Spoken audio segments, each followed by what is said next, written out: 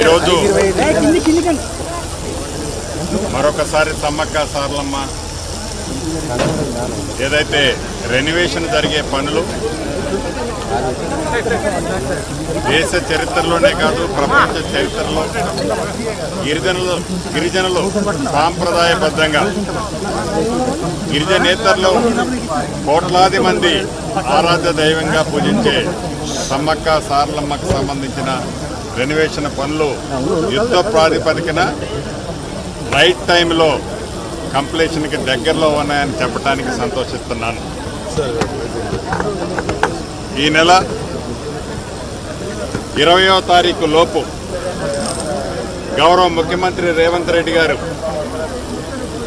ఒకరోజు ముందే ఇక్కడికి వచ్చి నైట్ హాల్ట్ ఇక్కడ చేసి తెల్లవారి ఉదయం ఈ పునరుద్ధరణ పనులు ఏవైతే జరిగాయో వాటిని ప్రారంభించుకునే కార్యక్రమాన్ని కూడా చేపట్టబోతున్నామని చెప్పటానికి సమ్మక్క సారలమ్మ భక్తులందరికీ శుభవార్తగా తెలియజేస్తున్నాను.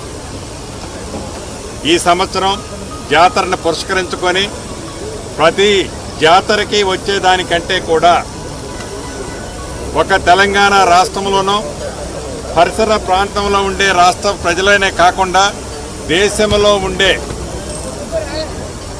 కోట్లాది మంది ప్రజలు ఈ సమ్మక్క సారలమ్మ జాతరకి విచ్చేస్తున్నారనేది ఇప్పటికే సమాచారం అందుతుంది. దానికి తగ్గట్టుగా పెద్ద ఎత్తున అన్ని ఏర్పాట్లు కూడా చేయటం జరుగుతుంది. మౌలిక వసతులతో పాటు అన్ని ఏర్పాట్లు కూడా ప్రభుత్వ పక్షాన చేయాలి అని గౌరవ ముఖ్యమంత్రి గారు ఆదేశించారు. స్థానిక శాసనసభ్యురాలు సోదరిమణి సీతక్క గారు నిత్యము ఇక్కడే ఉండి పర్యవేక్షిస్తూ పనుల్ని వడివడిగా రైట్ టైంలో కంప్లీట్ చేయడానికి కృషి చేస్తున్నారు.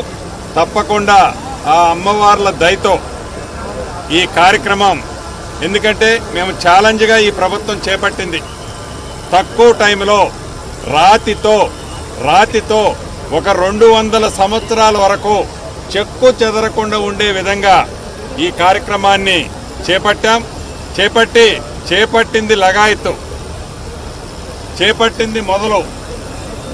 ఎలా పూర్తి చేయాలని అధికారులు కానీ, మా సహచర మంత్రులు కానీ, ప్రజాప్రతినిధులు కానీ, మీడియా మిత్రులు కూడా ఎప్పుడూ కోఆపరేట్ చేస్తూనే ఉన్నారు. పాజిటివ్గా కంప్లీషన్ కోసం సహకరిస్తున్న ప్రతి ఒక్కరికి మరొక్కసారి అభినందనలు, కృతజ్ఞతలు తెలుపుతూ సెలవు తీసుకుంటున్నాను.